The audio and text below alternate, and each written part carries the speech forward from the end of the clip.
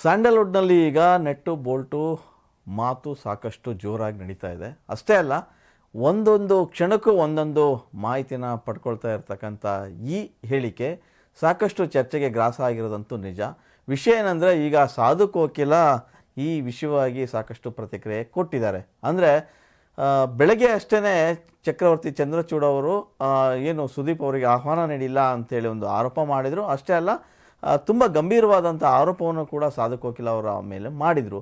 ಅದಕ್ಕೆ ಸಂಬಂಧಪಟ್ಟಂತೆ ಸಾಧು ಕೋಕಿಲ ಕೂಡ ಪ್ರತಿಕ್ರಿಯೆ ನೀಡಿದ್ದಾರೆ. ಆದರೆ ಅವರು ನೀಡಿರುವ ಪ್ರತಿಕ್ರಿಯೆ ಹೇಗಿತ್ತು ಅಂದರೆ, ಒಂದು ರೀತಿಯ ಅವರ ಮಾತುಗಳು, ಒಬ್ಬ ಚಲನಚಿತ್ರ ಅಕಾಡೆಮಿಯ ಅಧ್ಯಕ್ಷರಾಗಿರ್ತಕ್ಕಂಥ ಸಾಧು ಕೋಕಿಲ ಅವರು ತಮ್ಮ ಮಾತನ್ನು ಹೇಗೆ ಆಡಬೇಕು ಅನ್ನೋದು ಕೂಡ ಗೊತ್ತಿಲ್ಲ, ಒಂದು ರೀತಿಯ ಉಡಾಫೆಯ ರೀತಿಯಲ್ಲಿ ಆಡಿದ್ದಾರೆ.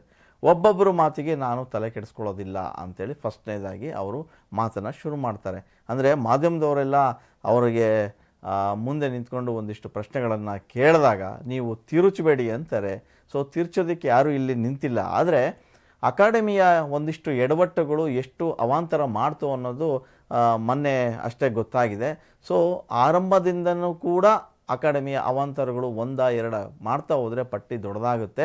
ಸೊ ಸಾಧು ಕೋಕಿಲ ಅವರಿಗೂ ನಿಜವಾಗಿಯೂ ಅವರು ಅಧ್ಯಕ್ಷರಾಗಿ ತುಂಬ ಜವಾಬ್ದಾರಿಯುತವಾದ ಸ್ಥಾನದಲ್ಲಿ ಕುಳಿತಿರ್ತಕ್ಕಂಥ ಅವರಿಗೆ ಜವಾಬ್ದಾರಿ ಇದೆಯಾ ಅನ್ನೋ ಪ್ರಶ್ನೆ ಈಗ ಎಲ್ಲ ಕಾಮೆಂಟ್ಸ್ಗಳಲ್ಲೂ ಕೂಡ ಕೇಳಿ ಬರ್ತಾ ಇದೆ.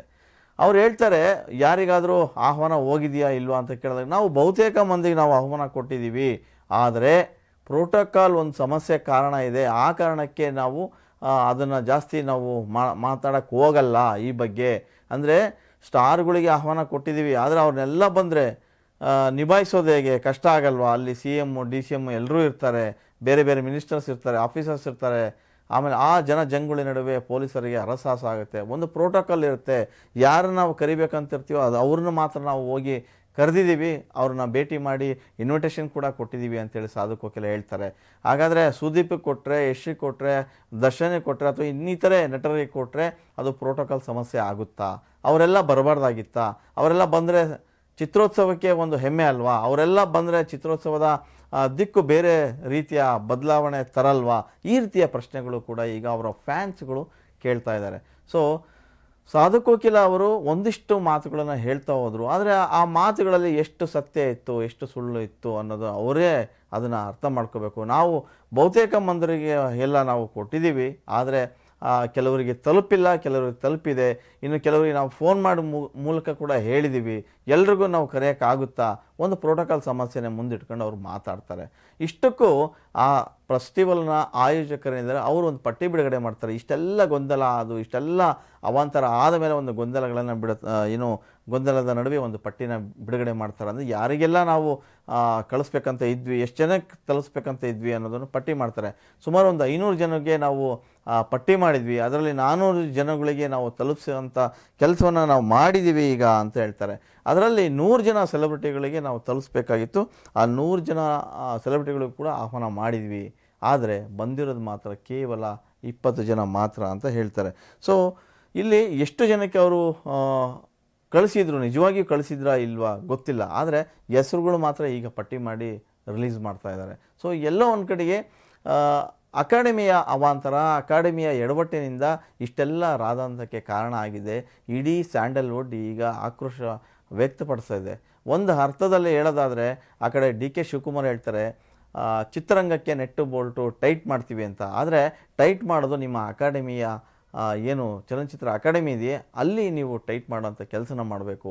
ಬಹಳ ವರ್ಷಗಳಿಂದ ಅಕಾಡೆಮಿಯಲ್ಲಿ ಏನೇನು ಆಗುತ್ತೆ ಅನ್ನೋದು ಯಾರಿಗೂ ಕೂಡ ಗೊತ್ತಿಲ್ಲ, ಅಲ್ಲಿ ಇದ್ದವರೇ ಇರ್ತಾರೆ. ಆದರೆ ಈಗಿನ ಸಾಧು ಕೋಕಿಲ ಬಂದ ನಂತರ ಅದು ಬದಲಾವಣೆ ಆಗುತ್ತೆ ಅಂತ ಅಂದ್ಕೊಂಡ್ರೆ ಅಲ್ಲಿ ಇನ್ನೊಂದಿಷ್ಟು ಗೊಂದಲಗಳು ಶುರುವಾದವು. ಚಿತ್ರೋತ್ಸವದ ಹೆಸರಲ್ಲಿ ಅಲ್ಲಿ ಏನೆಲ್ಲ ಆಗಬೇಕಿತ್ತು ಅದು ಯಾವುದೂ ಕೂಡ ಆಗ್ತಾ ಇರಲಿಲ್ಲ. ಒಂದು ಚಿತ್ರೋತ್ಸವದಲ್ಲಿ ಒಬ್ಬ ನಟ ನಟಿಯರು ಹೇರಳವಾಗಿ ಕಾಣಿಸ್ಕೊಂಡ್ರೆ ಆ ಚಿತ್ರೋತ್ಸವಕ್ಕೆ ಒಂದು ಗೌರವ ಮತ್ತು ಆ ಚಿತ್ರೋತ್ಸವ ಯಶಸ್ವಿ ಕೂಡ ಆಗುತ್ತೆ. ಆ ಪ್ರತಿಯೊಬ್ಬರನ್ನ ಕರಿಬೇಕಾದಂಥ ಧರ್ಮ ಆ ಅಕಾಡೆಮಿಯವ್ರದ್ದು. ಆದರೆ ಆ ಅಕಾಡೆಮಿ ಅಂಥ ಕೆಲಸವನ್ನು ಮಾಡ್ತಾ ಇಲ್ಲ. ಅಲ್ಲಿ ಹೇರಳವಾದಂಥ ಏನೋ ಖರ್ಚು ವೆಚ್ಚಕ್ಕೆ ಸರ್ಕಾರ ಇಂತಿಷ್ಟು ಅಂತ ಹಣ ಕೊಡುತ್ತೆ. ಆ ಹಣ ಕೊಟ್ಟ ನಂತರ ಎಲ್ಲರನ್ನು ಕರೆಸ್ಬೋದಂಥ ಜವಾಬ್ದಾರಿ ಅವ್ರದ್ದು. ಸೊ ಎಲ್ಲೋ ಹೊರಗಿನ ನಟ ನಟಿಯರಿದ್ದಂಥರ ಹೊರಗಿಂದ ಕಳ್ಸೋಕ್ಕೆ ಬರುತ್ತೆ, ಇಲ್ಲಿನವ್ರಿಗೆ ಆಹ್ವಾನ ಕೊಟ್ಟು ಅವ್ರನ್ನ ಪ್ರೀತಿಯಿಂದ ಗೌರವ ಕೊಟ್ಟು ಕರೆಯೋದಕ್ಕೆ ಆಗಲ್ವಾ? ಇದು ಅವರವರ ಫ್ಯಾನ್ಸ್ ಈಗ ಪ್ರಶ್ನೆ ಮಾಡ್ತಾ ಇರೋಂಥದ್ದು. ಸೊ ಸೋಷಿಯಲ್ ಮೀಡಿಯಾದಲ್ಲಿ ಈಗ ಸದ್ಯಕ್ಕೆ ಅಕಾಡೆಮಿಯ ವಿರುದ್ಧ ಸಾಕಷ್ಟು ಜನ ಆಕ್ರೋಶವನ್ನು ವ್ಯಕ್ತಪಡಿಸ್ತಾ ಇದ್ದಾರೆ. ಅಂದರೆ ಚಿತ್ರೋತ್ಸವ ಕೇವಲ ಒಂದು ವಾರ ನಡೆದ್ರೆ ಅದು ಬರೀ ಹೆಸರಿಗಷ್ಟೇ ನಡೀತಾ ಇದೆ. ಅಲ್ಲಿ ಬೇರೆ ಬೇರೆ ಕಾರಣಗಳಿಗೆ ಸಾಕಷ್ಟು ಚರ್ಚೆಗಳು ಆಗ್ತಾ ಇದ್ದಾವೆ, ಆರೋಪಗಳು ಕೇಳಿ ಬರ್ತಾ ಇದ್ದಾವೆ, ಅವರ ಬಗ್ಗೆ ವಿರೋಧ ವ್ಯಕ್ತಪಡಿಸ್ತಾ ಇದೆ. ಆದರೂ ಕೂಡ ಯಾರು ಕೂಡ ಆ ಬಗ್ಗೆ ಪ್ರಶ್ನೆನೇ ಮಾಡ್ತಾ ಇಲ್ಲ. ಇಲ್ಲಿ ಕೇಳಿ ಬರ್ತಾ ಇರ್ತಕ್ಕಂಥದ್ದು ಇಷ್ಟೇ, ಸುದೀಪ್ಗೆ ಆಹ್ವಾನ ಹೋಗಿತ್ತಾ ಇಲ್ವಾ? ಆದರೆ ಸಾಧು ಕೋಕಿಲ ಹೇಳ್ತಾ ಇರೋದು ನಾವು ಎಲ್ಲರನ್ನೂ ಕರೆಯೋದಕ್ಕೆ ಆಗ್ತಾ ಇಲ್ಲ, ಯಾಕಂದರೆ ಪ್ರೋಟೋಕಾಲ್ ಸಮಸ್ಯೆ. ಅದು ಒಂದೇ ಸಮಸ್ಯೆನ ಮುಂದಿಟ್ಟು ನಾವು ಕರೆಕ್ಟಾಗಿ ಇದ್ದೀವಿ, ಆದರೆ ಒಬ್ಬೊಬ್ಬರು ಒಂದೊಂದು ರೀತಿ ಮಾತಾಡ್ತಾರೆ, ಅವರೆಲ್ರಿಗೂ ನಾವು ಉತ್ತರ ಕೊಡೋಕ್ಕಾಗಲ್ಲ, ಒಬ್ಬೊಬ್ಬರು ಮಾತಿಗೆ ನಾವು ತಲೆ ಕೆಡಿಸ್ಕೊಳ್ಳೋಕ್ಕಾಗುತ್ತಾ ಅಂಥೇಳಿ ಒಂದು ಉಡಾಫೆಯ ಮಾತುಗಳನ್ನು ಸಾಧು ಕೋಕಿಲ ಹೇಳ್ತಾರೆ. ಒಂದು ಅಕಾಡೆಮಿಯ ಅಧ್ಯಕ್ಷರಾಗಿ ಜವಾಬ್ದಾರಿಯುತ ಸ್ಥಾನದಲ್ಲಿ ಇರ್ತಕ್ಕಂಥ ನೀವು ಪ್ರತಿಯೊಬ್ಬರನ್ನ ಕರೆದು ಪ್ರತಿಯೊಬ್ಬರಿಗೆ ಗೌರವಯುತವಾಗಿ ಆಹ್ವಾನ ಮಾಡಬೇಕಿತ್ತು. ಆದರೆ ಅದು ಬಿಟ್ಟು ಪ್ರೋಟೋಕಾಲ್ ಸಮಸ್ಯೆ ಅಂತ ಹೇಳೋದು ಎಷ್ಟು ಸರಿ? ಹಾಗಾದರೆ ಪ್ರೋಟೋಕಾಲ್ ಸಮಸ್ಯೆ ಆಗುತ್ತೆ ಅಂತ ಮುಂಚೆನೇ ಡಿ ಕೆ ಶಿವಕುಮಾರ್ ಅವರಿಗೆ ನೀವು ಹೇಳಿರಲಿಲ್ವಾ? ಪ್ರೋಟೋಕಾಲ್ ಸಮಸ್ಯೆಯಿಂದ ಅವ್ರನ್ನ ಯಾರನ್ನೂ ಕರೆಯೋಕ್ಕಾಗ್ತಾ ಇಲ್ಲ ಅಂತ ಆಗ ಹೇಳಿದಿದ್ರೆ ಡಿ ಕೆ ಶಿವಕುಮಾರ್ ನೆಟ್ಟು ಬೋಲ್ಟು ವಿಚಾರ ಮಾತಾಡ್ತಾ ಇದ್ರಾ? ಇದು ಈಗ ಸದ್ಯಕ್ಕೆ ಚರ್ಚೆ ಆಗ್ತಿರತಕ್ಕಂಥ ವಿಷಯ. ಅದೇನೇ ಇದ್ದರೂ ಕೂಡ ಸ್ಯಾಂಡಲ್ವುಡ್ನಲ್ಲಿ ಸಾಕಷ್ಟು ನಟ ನಟಿಯರಿದ್ದಾರೆ. ಒಂದು ಚಿತ್ರೋತ್ಸವ ಅಂತಂದರೆ ಒಂದೊಂದು ಹಬ್ಬ, ನಮ್ಮ ಕರುನಾಡ ಹಬ್ಬ, ನಮ್ಮ ಸ್ಯಾಂಡಲ್ವುಡ್ ಹಬ್ಬ ಅಂತಂದರೆ ಯಾರು ತಾನೇ ಸೇರದೇ ಇರೋಕ್ಕೆ ಇಷ್ಟಪಡ್ತಾರೆ? ಎಲ್ಲರೂ ಕೂಡ ಬರ್ತಾರೆ, ಎಲ್ಲರೂ ಕೂಡ ಹೋಗ್ತಾರೆ. ದೊಡ್ಡ ದೊಡ್ಡ ದಿಗ್ಗಜರನ್ನೇ ಈ ವರ್ಷ ಕರೆಯೋದನ್ನು ಮರ್ತಿದೆ. ನಾಗಭರಣ ಆರೋಪ ಮಾಡ್ತಾರೆ, ರಾಜೇಂದ್ರ ಸಿಂಗ್ ಆರೋಪ ಮಾಡ್ತಾರೆ. ಅಷ್ಟೇ ಯಾಕೆ, ಹಲವಾರು ಸಿನಿಮಾಗಳ ಮೂಲಕ ನಮ್ಮ ಕನ್ನಡ ಸಿನಿಮಾ ಇಂಡಸ್ಟ್ರಿಯನ್ನು ಅಂತಾರಾಷ್ಟ್ರೀಯ ಮಟ್ಟಕ್ಕೆ ಮನ್ನಣೆಯನ್ನು ತಂದುಕೊಟ್ಟಂತಹ ಗಿರೀಶ್ ಕಾಸರವಳ್ಳಿ ಅವ್ರಿಗೂ ಕೂಡ ಆಹ್ವಾನ ಹೋಗಿಲ್ಲ, ಅವರನ್ನು ಕೂಡ ಒಂದು ಗೌರವವಾಗಿ ನೀವು ಕರೆದಿಲ್ಲ. ನಿಜಕ್ಕೂ ಇದು ಒಂದು ರೀತಿಯ ಏನು ಬೇಸರದ ಸಂಗತಿನೇ ಅಂತಲೇ ಹೇಳ್ಬೋದು. ಅದೇನೇ ಇದ್ದರೂ ಚಿತ್ರರಂಗ ಅಂತಂದಮೇಲೆ ಚಲನಚಿತ್ರ ಅಕಾಡೆಮಿ ಆ ಚಿತ್ರರಂಗದ ಎಲ್ಲರನ್ನೂ ಒಟ್ಟಿಗೆ ಸೇರಿಸ್ಕೊಂಡು ಹೋಗಬೇಕಾದಂಥ ಒಂದು ಕರ್ತವ್ಯ, ಆದರೆ ಅದು ಮಾಡ್ತಾ ಇಲ್ಲ. ಸೊ ಅಕಾಡೆಮಿ ವಿರುದ್ಧವೇ ಚಿತ್ರರಂಗದಲ್ಲಿ ಇರ್ತಕ್ಕಂಥ ಹಲವಾರು ಸಂಘ ಸಂಸ್ಥೆಗಳು ಮುಗಿಬೀಳ್ತಾ ಇದೆ. ಅಕಾಡೆಮಿಯ ಒಂದು ಕೆಲಸನೂ ಕೂಡ ಸರಿಯಾಗಿಲ್ಲ ಅಂತ ಹೇಳ್ತಾ ಇದ್ದಾರೆ. ಆದರೂ ಕೂಡ ಏನೋ ಒಂದು ರೀತಿಯ ತೇಪೆ ಹಚ್ಚುವಂಥ ಕೆಲಸವನ್ನು ಅಕಾಡೆಮಿ ಮಾಡ್ತಾ ಇದೆ ಅನ್ನೋ ಆರೋಪ ಕೂಡ ಕೇಳಿ ಬರ್ತಾ ಇದೆ. ಇತ್ತೀಚೆಗೆ ಏನೋ ಒಂದಿಷ್ಟು ಜನ ಆರೋಪ ಮಾಡಿದ್ರು. ಇವತ್ತು ಕೆ ಮಂಜು ನಿರ್ಮಾಪಕ ಅವರು ಕೂಡ ಆರೋಪ ಮಾಡ್ತಾರೆ. ಅಂದರೆ ಡಿ ಕೆ ಶಿ ಹೇಳಿರೋದು ತಪ್ಪಿಲ್ಲ, ಅವರು ನೆಟ್ಟು ಬೋಲ್ಟು ಟೈಟ್ ಮಾಡೋದು ಹೇಳಿಕೆ ಸರಿ, ಆದರೆ ಕಲಾವಿದರಿಗಲ್ಲ, ಚಿತ್ರರಂಗಕ್ಕಲ್ಲ, ಅವರ ಅಕಾಡೆಮಿಯಲ್ಲಿ ಇರ್ತಕ್ಕಂಥವ್ರಿಗೆ, ಅಲ್ಲಿರ್ತಕ್ಕಂಥ ಅಧಿಕಾರಿಗಳಿಗೆ, ಏನು ಈ ಚಲನಚಿತ್ರೋತ್ಸವ ಪಾಲ್ಗೊಂಡಿದ್ದಾರಲ್ಲ ಅವರನ್ನು ನೀವು ಟೈಟ್ ಮಾಡೋಕ್ಕೆ ಮುಂದಾಗಿ ಅನ್ನೋ ಮಾತನ್ನು ಅವ್ರು ಹೇಳಿದ್ದಾರೆ. ಸಾಧು ಕೋಕಿಲ ಮಾಡಿದ್ದು ತಪ್ಪು, ಸಾಧು ಕೋಕಿಲ ಅವ್ರು ಎಲ್ಲರನ್ನೂ ಪ್ರೀತಿಪೂರ್ವಕವಾಗಿ ಆಹ್ವಾನ ಮಾಡಬೇಕಿತ್ತು, ಅದು ತಪ್ಪು ಅಂತ ಹೇಳ್ತಾ ಇದ್ದಾರೆ. ಅದೇನೇ ಇರಲಿ, ಸಾಧು ಕೋಕಿಲ ಒಂದು ದೊಡ್ಡ ಎಡವಟ್ಟು ಮಾಡ್ಕೊಂಡಿದ್ದಾರೆ. ಎಲ್ಲರನ್ನೂ ಕರಿಬೇಕಿತ್ತು, ಎಲ್ರಿಗೂ ಅಟ್ಲೀಸ್ಟ್ ಒಂದು ಮೆಸೇಜ್ ಆದರೂ ಹಾಕಬೇಕಿತ್ತು. ಆದರೆ ಪ್ರೋಟೋಕಾಲ್ ಸಮಸ್ಯೆ ಅಂತ ಈಗ ಹೇಳ್ತಾ ಇದ್ದಾರೆ. ಹಾಗಾದರೆ ಪ್ರೋಟೋಕಾಲ್ ಸಮಸ್ಯೆ ವಿಷಯವನ್ನು ಡಿ ಕೆ ಶಿ ಅವರಿಗೆ ಹೇಳ್ಬೋದಿತ್ತಲ್ವಾ?